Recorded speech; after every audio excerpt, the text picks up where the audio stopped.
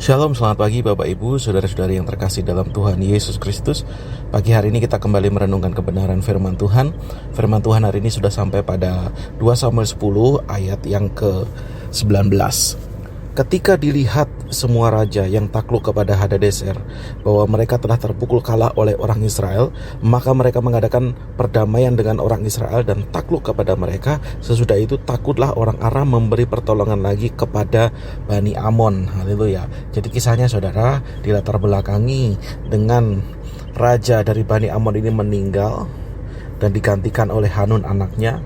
Dan saat itu Daud beritikat baik untuk menyampaikan rasa bela sungkawa, untuk berduka cita dengan perantaraan pegawai-pegawainya atas kematian dari raja dari Bani Amon. Tetapi perlakuan dari Hanun, sang pengganti ayahnya raja dari Bani Amon ini, memperlakukan pegawai-pegawai dari suruhan Daud ini dengan tidak sopan. Mereka mencukur jenggot dan mempermalukan pegawai-pegawai dari Daud, dan akhirnya seluruh Israel waktu itu mengecam perbuatan itu dan terjadilah perang akhirnya.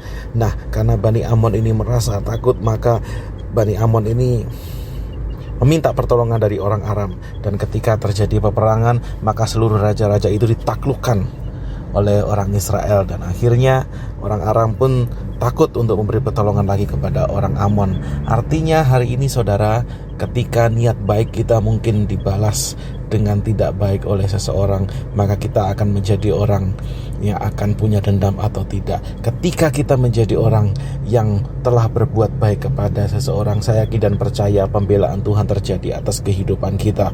Ketika banyak musuh mungkin tidak mau menerima niat baik kita, tapi yakinlah Tuhan tetap menyertai kita, karena Tuhan akan tetap memimpin kita dari kemenangan kepada kemenangan yang lain. Saya percaya kita akan menjadi orang yang tidak akan pernah terkalahkan ketika kita bersama dengan Tuhan. Satu yang menjadi catatan kita pada hari ini, biarlah kehidupan kita tidak pernah menyimpan yang namanya rasa dendam, tidak pernah menyimpan yang namanya rasa benci atau kita memfitnah seseorang, karena ketika kita lakukan itu maka kita tidak berkenan di hadapan Tuhan. Dan yakinlah, walaupun kita difitnah, walaupun kita dicaci, walaupun kita dibenci, bersama dengan Tuhan, Tuhan akan melakukan pembelaan atas setiap kehidupan kita. Jangan membalas dengan apa yang menjadi kekuatanmu, tapi mari bergerak dengan apa yang menjadi perintah Tuhan. Saya percaya ketika Tuhan menuntun kehidupan kita, kita akan menjadi pribadi yang akan hidup dengan damai sejahtera, dan kemanapun kita pergi kita akan menjadi anak-anak terang, karena ada damai sejahtera yang bersumber di dalam hati kita.